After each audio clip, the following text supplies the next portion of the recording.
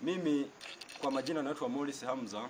Nimekuja leo kutembea katika kijiji cha Msambara ambacho kinapatikana mkoa wa Kigoma, wilaya ya Kasulu, kata ya Msambara. Nimekuja kuonana na wazee katika kujaribu kufuatilia historia fupi ya Msambara. Msambara ilianza lini na ilianza na kina nani? Kwa leo tutakutana na mzee, atapenda kutuelezea namna Msambara ilivyoanza ili tuweze kupata maelezo mafupi ya namna gani Msambara ilianza. Mzee, karibu sana. Asante sana. Ndiyo, karibu Morris Online TV. Sawa. Sisi tunahitaji kujua historia fupi ya Msambara.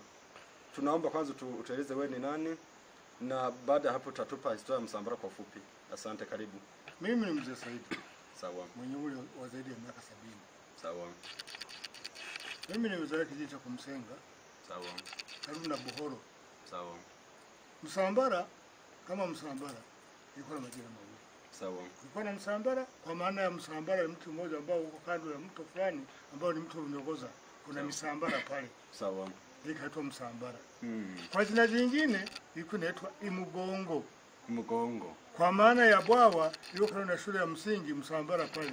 Kuna kijibwawa ambacho baadaye katika utafuta maisha ya kilimo na nini walikibomoa, kikasafisha maji kidogo, ndio baadaye ukawa na kiwanja cha kiangazi pale. Sawa. Kiitwa Imugongo. Imugongo. Kwa hiyo Msambara unaweza kuita Msambara au Imugongo. Sawa sawa. Yote majina mawili ndio. Ndio, Msambara ilianza mwaka gani? Msambara kama Msambara ilikuwepo.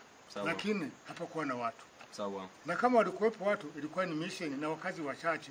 Sawa. Ambao waishi sehemu za Murungwa. Ndio.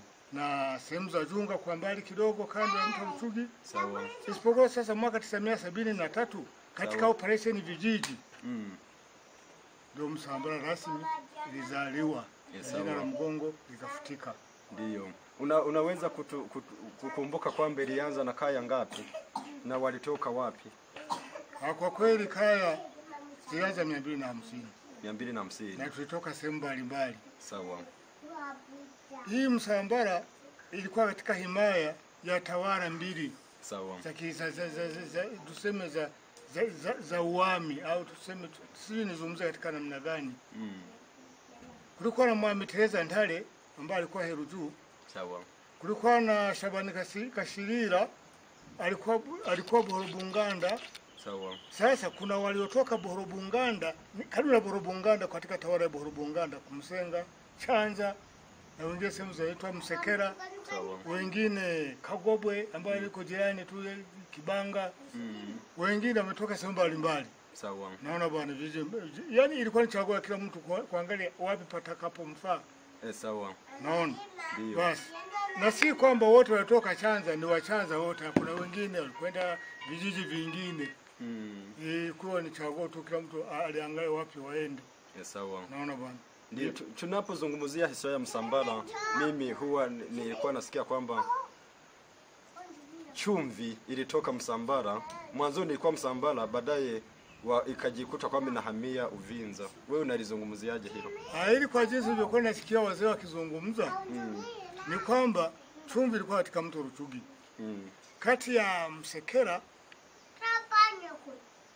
na Msambara yenyewe.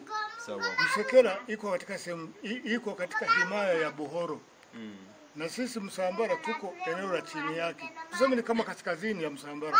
Sawa. Rutugi inatoka kaskazini ya Msambara, kutoka mlima Msarangi.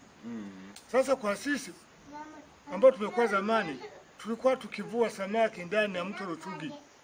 Tunakutana kuna baadhi ya mawe yana matundu hivi kama viungu hivi.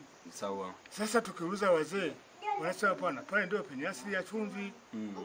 Sasa wazee watawala baada kugombania chumvi hiyo ilihama kwenda Uvinza. Sawa. Basi mzee, tukushukuru sana.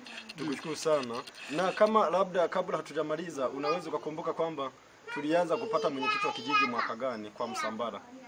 Wakati kijiji kinaanza. Nimekuwa bahati nzuri mimi mwenyewe ni mmoja kati ya wenyekiti ambao nimepitia kwa mwenyekiti. Sawa. Mimi mwenyewe nazungumza ni mwenyekiti aidha watatu au wanne. Sawa.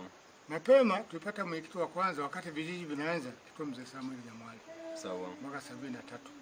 Ndio. 74 kijiji kilikuwa bora katika vijiji bora wa mkoa, katika mkoa ilikuwa kijiji bora mwaka 74 hiyo. Mzee Samuel Nyamwari akaalikwa Ikulu.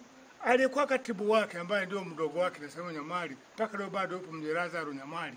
Alikwenda China ili kujifunza mambo ya kijamaa. Sawa. Wananchi kutokujua maendeleo wakafanya mapinduzi kwamba hao wamekwenda kwa nguvu zao. Sawa. Kijiji kikabaki hewani. Okay. Basi, mimi kipindi hicho nilikuwa naishi Mwanza. Sawa. Akawa amechagua mwenyekiti wa mpito mzee Bakoliki, ndio mwenyekiti wa pili. Sawa. Yule mzee Bakoliki naye alikuwa na mambo yake ya hujuma. Wananchi wakamkataa. Sawa. Akachagua mzee mmoja Amos Mutwe. Okay. Naye aliongoza hiyo 82 kuja 80 na alichagua 82 kuja mwaka 87. Sawa.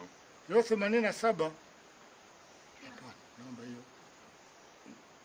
Ndio. Sasa labda kabla hatujaendelea na mengine wakati tunamalizia tunapozungumzia Msambara pia tunazungumzia watu maarufu kama Eliazari Chiature ambaye mimi katika historia wakati nimekuwa nasikia kwamba ndo alikuwa na mashine ya kusaga. Wewe unazungumziaje kwamba hawakuwepo wengine wenye uchumi kipindi hicho? Huyo hakuwa na mashine ya kusaga moja, sema alikuwa na mashine za kusaga. Sawa. Yeye kabla ya vijiji na baada ya vijiji alikuwa na mashine sehemu mbalimbali katika wilaya hii.